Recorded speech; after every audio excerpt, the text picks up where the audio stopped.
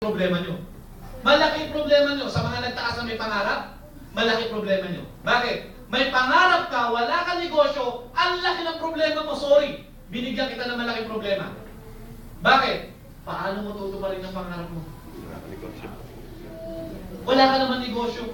Alam niyo po, nag-travel ako, Luzon, Visayas, Mindanao. Mindanao, Visayas, Luzon. Inuna ko na yung Visayas, Luzon, Mindanao. Talagang almost every week, nagka-travel ako all over the Philippines. At alam niyo, naghanap ako ng tao na naging milyonaryo. Ang ginawa lang niya, papasok sa opisina ng alas 8 ng umaga at uuwi ng alas 5 ng gabi. Gagawin niya sa loob ng 30 araw. Walang negosyo, walang sideline, trabaho lang, naging milyonaryo. Wala akong nakita. Dito kayo sa San Pablo meron? Meron dito? May nakita na ba kayo? Wala. Eh ano ang inaasahan nyo? Wala pala kayong nakita na nagtatrabaho lang, yumaman, eh ano ang inaasahan nyo na matupad yung pangarap? Wala naman pala kayong negosyo. Alam niyo po, yung tatay ko, magsasign up na si Sir, no? Alam niyo po, yung tatay ko, matalino. Nag-abroad. Naging supervisor ng printing press sa Saudi Arabia. Malaki sweldo. Swelduhan eh. But sad to say, he died broke. Bakit? Nagtatrabaho lang. Yung mother ko, gumagawa ng sapatos sa Marikina. Okay? But she retired broke. Buhay pa siya ngayon, but she is broke. Nabubuhay lang siya kasi binibigyan namin ng pera. Okay? Ito po ang gusto ko sabihin. Until now, wala akong nakikita. Kaya kung umaasa ka, na yayaman ka, wala kang negosyo, malaki problema mo.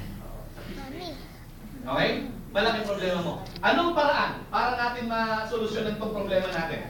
Agree ba kayo? Lahat tayo may problema? Yes. Okay, papakita ko po sa inyo kung paano natin isosolve itong problem na to. Kung kayo po ay bibigyan ng chance, sino po dito gustong magkaroon ng negosyo? Taas ang kamay. Given a chance, you want to start your own business. Ibig sabihin, pag may negosyo ka, ang tawag sa'yo, boss. Diba? Hindi ka na empleyado, ang tawag sa'yo ngayon, boss. Sino gusto maging boss? Okay. Alam mo ba, may tatlong dahilan para hindi ka maging boss. Gusto mo nang maging boss, pero hindi ka magiging boss. Anong dahilan? Number one, ito ang reason kung bakit hindi ka magiging boss. Number one, because of big capital. Diba? Magkano capital ng restaurant na maganda? Malaki, 1 milyon pataas. Sino may 1 milyon? Wala, kaya hindi ka boss. Yung pinapangarap mong restaurant, until now, hindi mo ma-open-open. Bakit? Ang laki ng puhunan eh. Sino dito gusto magkaroon ng computer shop? Magkano puhunan? Malaki din, 500,000 minimum and above. May 500,000 ka? Wala, kaya hindi ka pa rin boss. You see? Gusto mo na maging boss ha, pero hindi ka pa rin maging boss. Bakit? Ang laki ng kapital na iniisip mo. You see? May pangalawa pa. Pangalawa, ito pong know-how. Kung hindi mo alam yung negosyong papasukin mo, malulugi ka o hindi? Lugi. Hindi mo alam eh. You see? Ayan ang pangalawa. Hindi ka rin magiging boss. Kaya yung iba, hindi ko naman alam ang restaurant business eh. Huwag na lang. Kakain na lang ako dun. Kasi hindi niya alam ang restaurant business, kumain na lang siya. Pangatlo, eto po. Risk. Sa Tagalog, lugi. Ang mga Pilipino, matatalino yan. Hindi yan nagpapaisa, hindi yan nagpapautak. Di ba? Walang Pilipino ang gustong malugi. Tingnan ko lang, sino gusto malugi? Taas ang kamay. O wala. Kaya, hindi ka boss. See? Dahil sa tatlong yan, pinapangarap mo na magnegosyo, etong tatlong ito ang dahilan kung bakit hanggang ngayon, hindi ka pa negosyante. Okay? Alam mo, may solusyon dyan eh. Ang solusyon dito, sa malaking kapital, start small.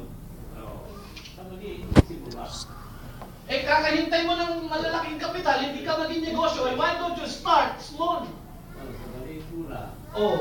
Eh kung maliit, tingnan mo, ano kaya mo, sir? 300,000 o 4,000? Anong mas kaya mong negosyo, sir? 300,000? Kaya mo?